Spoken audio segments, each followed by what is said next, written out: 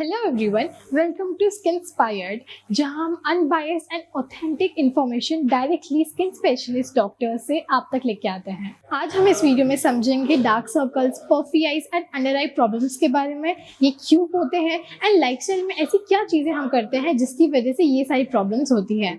बहुत सारे क्वेश्चंस हैं, इन सबको डिकोड करने के लिए आज हम मिलने वाले हैं डॉक्टर बबीता चौधरी से, जो कि इन चीज़ों में स्पेशलिस्ट हैं।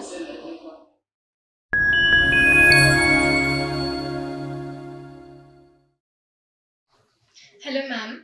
Welcome to Skinspired, and thank you so much for taking out your time to educate us about under eye skincare. So, मेरा फर्स्ट क्वेश्चन ये रहेगा कि अंडर आई स्किन केयर क्यों ज़रूरी है एंड उसके क्या प्रॉब्लम्स रहते हैं in future. Okay, under I skin care इसलिए इम्पोर्टेंट है कि कई बार हमें लगता है कि हम फेस की स्किन केयर रूटीन अच्छे से कर रहे हैं तो वो सफिशिएंट है, लेकिन ऐसा नहीं होता। हमें हमारी अंडर आई स्किन को थोड़ा और केयर देने की ज़रूरत होती है। और यहाँ पे जो कॉमन प्रॉब्लम्स हैं वो हो गई, डार्क सर्कल हो गया, हाइपर पिगमेंटेशन हो गया जिसको हम पेरिओर्बिटल मेलेनोसिस भी बोल सकते हैं, या फिर अंडर आई पफिनेस हो गई, अंडर आई बैग्स हो गए, अंडर आई रिंकल्स हो गए, या फिर फाइन लाइन्स हो गई। ये कॉमन प्रॉब्लम्स रहती हैं अंडर आई एरियाज में। तो जैसा भी आपने कहा डार्क सर्कल्स मेन प्रॉब्लम रहती है, तो डार्क सर्कल्स क्यों होते हैं, उसका मेन रीज़न क्या रहता है?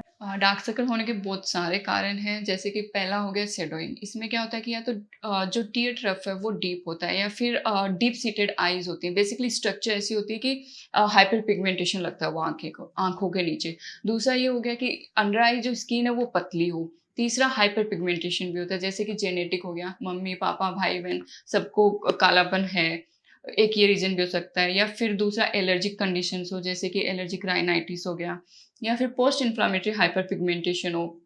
जैसे कि हमें कई बार क्या होता है कि आँखें रब करने की आदत होती है। हम रब करने के बजाय मैं बोलूँगी हमें पानी से धो लेना चाहिए, रगड़ना नहीं चाहिए। क्योंकि जब जितनी बार हम रगड़ते हैं लाइकेनिफिकेशन होता है, अंडर आई स्किन थिक होती है, तो जिससे कालापन दिखता है। और सन एक्सपोज़र की वजह से भी डार्क सर्कल्स हो सकते हैं।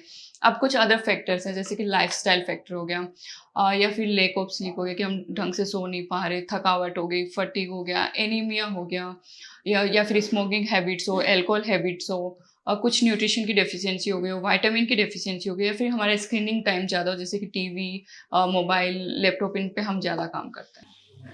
तो डार्क सर्कल्स को सही कैसे कर सकते हैं? ओके, जैसे कि मैंने पहले कहा कि पहले हमें कोर्स को ठीक करना है। जैसे कि सन एक्सपोज़र की वजह से भी डार्क सर्कल्स हो सकते हैं, तो हम सनस्क्रीन यूज़ कर सकते हैं। हम टिंटेड सनस्क्रीन यूज़ कर सकते हैं, या फिर 2 टाइप की सनस्क्रीन होती है, फिजिकल सनस्क्रीन और केमिकल सनस्क्रीन। तो मैं बोलूँगी कि यहाँ पे फिजिकल सनस्क्रीन यूज़ करनी चाहिए, क्योंकि इरिटेशन कम होती है। दूसरा, हम विटामिन सी यूज़ कर सकते हैं, नायासिनामाइड यूज़ कर सकते हैं, अल्फा-आर्बिटिन यूज़ कर सकते हैं, रेटिनॉइड यूज़ कर सकते हैं, हाइलुरोनिक एसिड यूज़ कर सकते हैं, कैफ़ीन यूज़ कर सकते हैं। अब जैसे कि मैंने कहा कि विटामिन सी यूज़ कर सकते हैं। अगर हम रात को विटामिन सी अप्लाई कर रहे हैं, तो सुबह हमें उसको सनस्क्रीन से कवर करना है, ताकि हमें इरिटेशन ना हो, फोटो सेंसिटिविटी ना हो। रेटिनॉइड्स को यूज़ करने से पहले हमें ये ध्यान रखना है कि अंडर आई स्किन ड्राई ना हो, सेंसिटिव ना हो।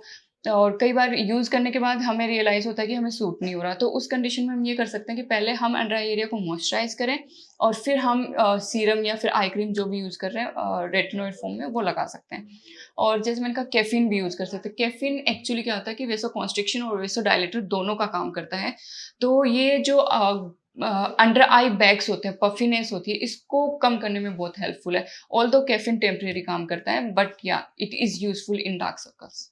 तो जैसे आपने जो इंग्रीडिएंट्स बताए अभी, अगर उन सब से भी चीज़ें ठीक ना हो तो फिर क्या करना चाहिए? ओके, अगर आई क्रीम, आई सीरम नहीं काम कर रहे, तो हम केमिकल पीलिंग कर सकते हैं। जैसे कि लैक्टिक एसिड हो गया, मेंडेलिक एसिड हो गया, ये माइल्ड पीलिंग करते हैं। लेकिन इनको ऐसे नहीं है कि हम घर पे यूज़ करें, इनको डर्मेटोलॉजिस्ट के कंसल्टेंट के बाद ही यूज़ करना है, क्योंकि वो आपको सही यूज़ करने का तरीका बता पाएगा, कंसंट्रेशन बता पाएगा। दूसरा, जैसे कि मैंने कहा कि अंडर आई रिंकल्स और फाइन लाइन्स रहती हैं, तो उसके लिए हम बोटॉक्स यूज़ कर सकते हैं। बोटॉक्स बेसिकली डायनामिक रिंकल्स में बहुत अच्छा काम करता है। अंडर आई हम फिलर्स यूज़ कर सकते हैं, पीआरपी यूज़ कर सकते हैं, माइक्रोडर्माब्रेजन कर सकते हैं। ये सारे क्या करेंगे, डेड स्किन को हटाएँगे, बेसिकली एक्सफोलिएशन करेंगे, जिसकी वजह से कालापन या हाइपर पिगमेंटेशन कम लगेगा। तो बेसिकली आइस क्रीम्स ज़्यादा अच्छी होती है या आई सीरम्स अच्छे होते हैं? तो आई क्रीम, अगर हमें आई क्रीम और आई सीरम में से एक चूज़ करना हो तो मैं बोलूँगी आई सीरम चूज़ करें, क्योंकि आई सीरम में न्यूट्रिशन कंटेंट ज़्यादा होते हैं और ये कोलेजन प्रोडक्शन को भी अच्छे से करता है, प्लस ये स्किन की डीप लेयर तक जाता है, तो अच्छे से ओवरनाइट हाइड्रेशन मिल जाएगा और डार्क सर्कल्स। तो लाइक जैसे आपने अभी बताया, तो इन प्रोडक्ट्स को कब यूज़ करना चाहिए, लाइक सुबह या रात को? बेसिकली हमें रात को यूज़ करना चाहिए ताकि लॉन्ग एप्लीकेशन पीरियड लॉन्ग हो, हाइड्रेशन अच्छा से हो, जो कंटेंट उसमें वो हमारी स्किन अच्छे से अब्जॉर्ब कर पाए, और सुबह हमें बेसिकली सनस्क्रीन मस्ट है लगानी है, ताकि किसी भी तरह की इरिटेशन, रेडनेस या फिर फोटो सेंसिटिविटी ना हो। तो any special tips like? Okay, मैं लास्ट में ये बोलना चाहूँगी कि जैसे कि बहुत सारे टाइप मैंने आपको डार्क सर्कल्स के बताए हैं, तो एक जेनेटिक जो डार्क सर्कल्स होते हैं, मतलब हेरिडिटरी मम्मी-पापा को, ये थोड़े ज़िद्दी होते हैं। इनको हटाना थोड़ा मुश्किल होता है, लेकिन नामुमकिन नहीं होता। बट बाकी जो अदर टाइप है, वो ईज़िली जा सकते हैं। तो डार्क सर्कल्स का इलाज पॉसिबल है और ईज़िली ठीक हो सकता है।